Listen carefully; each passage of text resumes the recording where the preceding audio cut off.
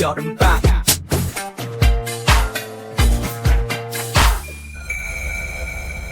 인천광역시 교육청 중등생 젤부 여름방학 우주 프로젝트 중등생 젤부.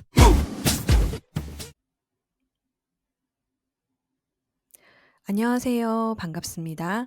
인천광역시 교육청 쌤튜브 여름방학 특강 서양음악사 바로크 시대를 맡은 인천해양과학고등학교 음악교사 공다은입니다. 이렇게 유튜브로 여러분들을 만나게 되어서 너무 반갑습니다. 오늘의 주제는 바흐와 핸델의 평행 이론에 대해서 배워보도록 하겠습니다.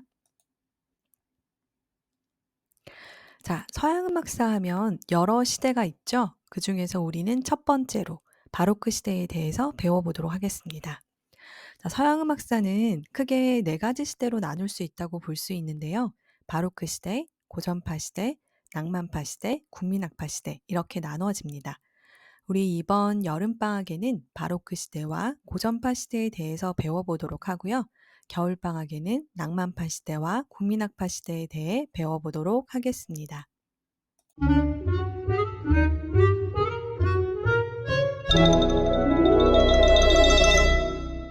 자, 그러면 바로크 음악에 대해서 배워보도록 할게요. 자, 바로크 음악은 1600년에서부터 1750년까지 약 150년간 유행했던 음악 양식을 바로크 음악이라고 합니다. 자, 바로크 원어는 일그러진 진주라는 뜻의 포르투갈어에서 유래되었다고 합니다. 일그러진 진주라는 뜻은 그렇게 좋은 표현은 아닌 것 같죠? 뭔가 완성되지 않고 다듬어지지 않은 음악이 바로크 음악이다라고 표현했던 것 같습니다. 르네상스 전성기가 지난 16세기 말부터 17세기까지 유럽 건축 미술의 한 특징을 가리키는 말이 바로크였다고 합니다. 자, 그러면 우리 대표적인 작곡가인 바흐와 핸델을 만나보도록 하겠습니다. 네, 검정색 옷을 입은 이분이 바흐이고요. 옆에 갈색 옷을 입으신 분이 핸델입니다. 자, 두 분 다 하얀색 이렇게 가발을 쓰고 계시죠? 이 당시에는 남자들이 이렇게 밖에 나갈 때 이렇게 쓰는 것들이 필요했었는데요. 이것이 흰색 가발이었다고 합니다. 자, 바로크 시대의 대표적인 작곡가인 바흐에 대해서 조금 더 자세히 알아보도록 하겠습니다. 바흐는 1685년에 태어나서 1750년에 돌아가셨고요. 독일의 대표적인 작곡가입니다. 바흐는 음악의 아버지라고 불렸고요. 대위법을 완성했습니다. 그의 가장 대표적인 곡은 평균율, 클라비어, 피아노 곡집이 있고요.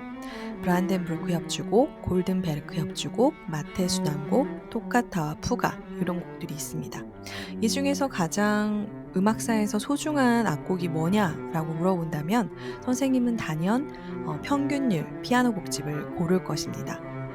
우리가 음악 자료가 모두 다 사라져도 평균율 피아노 곡집만 살아있다면 음악을 새로 이렇게 만들어낼 수 있을 정도로 음악사에서 굉장히 중요한 피아노 곡집이 평균율 피아노 곡집입니다. 자, 그러면 핸델을 좀 배워보도록 하겠습니다. 자, 핸델은 1685년에 태어나서 1759년에 돌아가셨고요.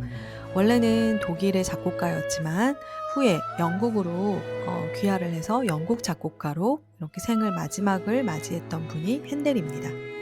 핸델은 음악의 어머니라고 불렸었고요. 대표적인 악곡으로는 왕궁의 불꽃놀이, 수상음악 모음곡, 오라토리오 메시아, 오페라 리날도 등 이런 유명한 곡들이 굉장히 많이 남겨져 있습니다.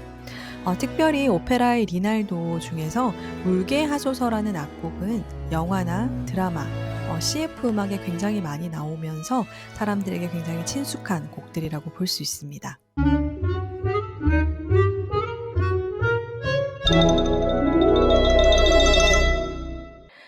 자, 그러면 바흐와 핸델의 평행이론 첫 번째. 자, 바흐와 핸델이 비슷한 점이 무엇이 있을까요? 바흐와 핸델은 같은 해에 같은 나라에 태어나게 되죠. 자, 바흐와 핸델은 1675년 같은 해에 독일에서 태어나게 됩니다. 자, 독일에서도 북쪽에 있는 독일에서 태어났는데요. 바흐는 아이젠하흐라고 하는 비교적 시골에서 태어났고요. 핸델은 할레라고 하는 도시에서 태어났습니다. 바흐는 음악가 집안의 아들로 태어났고 그렇게 부유하진 않았다고 합니다.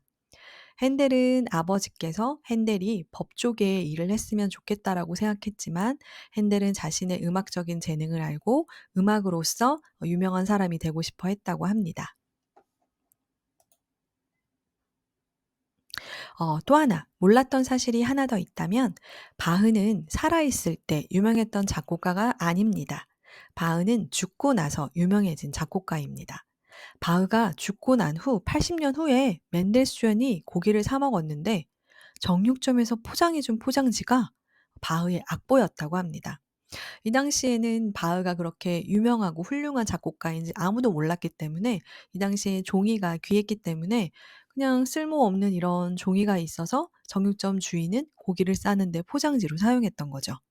하지만 음악을 볼 줄 알았던 멘델스존은 그 종이를 보자마자 이게 엄청난 곡이라는 것을 알게 되었습니다. 그래서 그 후에 멘델스존이 바흐의 모든 악보들을 다 수집해 내서 이렇게 훌륭한 곡이 있었구나 하고 전 세계 사람들에게 바흐의 음악을 보여주게 되었죠. 자, 고기를 싸고 있었던 그 악곡이 바로 마태 순환곡이라는 곡입니다. 바흐는 교회에서 성가대에서 반주를 했었던 오르간 연주자였거든요. 그래서 항상 교회에서 필요했던 예배 음악들을 만들어냈었죠. 그때 작곡했던 곡이 마태 순환곡입니다. 우리 짧게 한번 들어볼까요?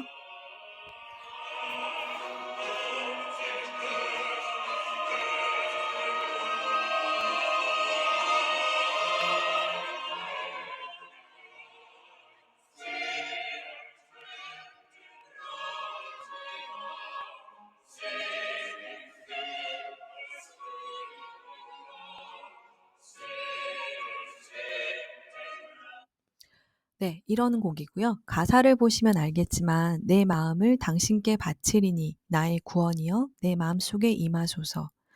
오, 주 예수여, 당신이 당하시는 것은 제가 저지른 죄악들입니다. 그래서 성경에 나오는 이야기들을 바탕으로 악곡을 지었습니다. 자, 그러면 바흐의 곡을 들어봤으니까 핸델의 곡을 들어보지 않을 수 없겠죠? 자, 그러면 우리 핸델의 곡도 한번 들어볼게요. 여러분들이 다 아시는 어, 핸델의 할렐루야라는 악곡입니다. 들어보겠습니다.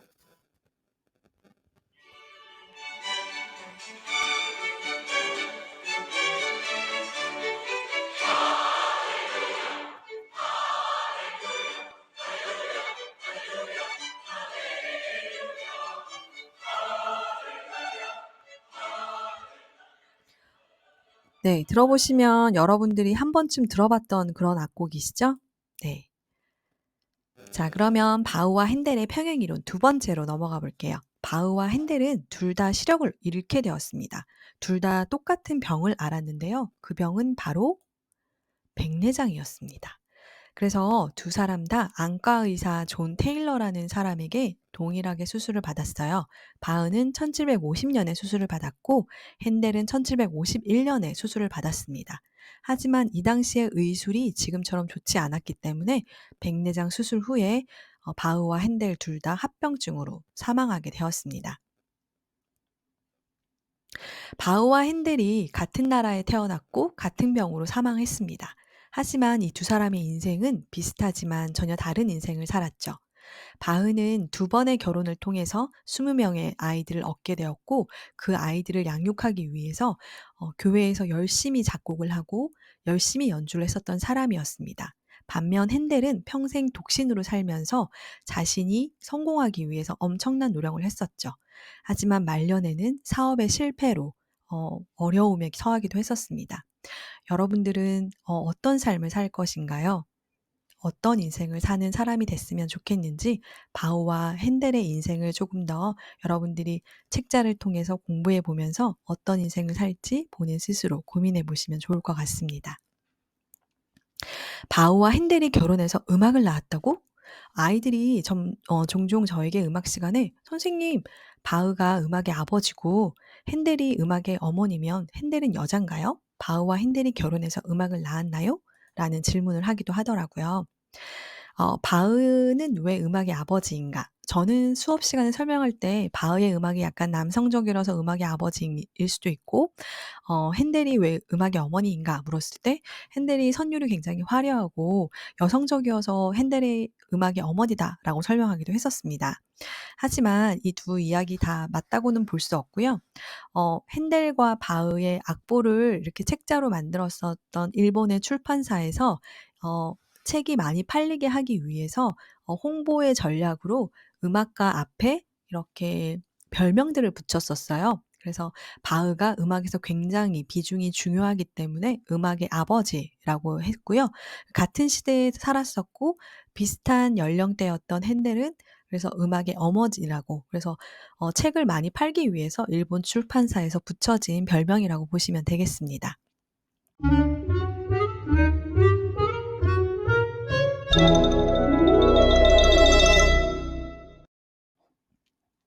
자, 바로크 음악의 특징을 짧게 설명하고 오늘 수업을 마무리하려고 합니다. 바로크 음악은 절대 왕권의 시대로 음악의 중심이 교회에서 궁정으로 이동하였습니다. 옆에 보이는 건축 양식처럼요, 건축 미술 음악에서 장식을 많이 사용했었습니다. 그리고 앞서 들었던 마태순환곡이나 할렐루야를 들어보시면 알겠지만 웅장함과 화려함이 등장하는 시기가 바로크 시대라고 보시면 되겠습니다. 바로크의 음악적인 특징을 좀 더 자세히 살펴보자면 장조와 단조라는 조성이 확립되었고요. 여러 성부의 주제가락이 나타나는 다성음악이 완성되었습니다. 또한 다성음악이 완성되면서 화성의 음악이라는 것이 발생되기 시작했어요. 오페라와 오라토리오 등의 극음악들이 탄생하기 시작하였죠. 자, 우리 긴긴 여름방학, 길다면 길고 짧다면 짧을 수 있는 여름방학 동안 여러분들에게 추천 도서를 설명드리겠습니다.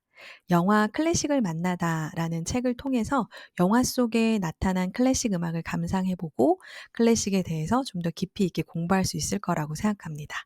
그리고 '아, 나는 책은 좀 지루한데?' 라고 생각하는 친구들에게는 만화책을 추천드립니다. 이어령의 교과서 넘나들기라는 책인데요. 천년의 감동이 담긴 서양음악사 여행입니다. 그래서 여러분들이 방학 동안 클래식 영화도 감상하시고 그리고 만화책을 통해서 서양음악 여행도 해 보시는 건 어떨까요? 네. 지금까지 서양음악사 바로크 시대에 대해서 여러분들과 함께 배워 보았습니다. 여러분들 수고 많으셨습니다. 즐거운 방학 되세요.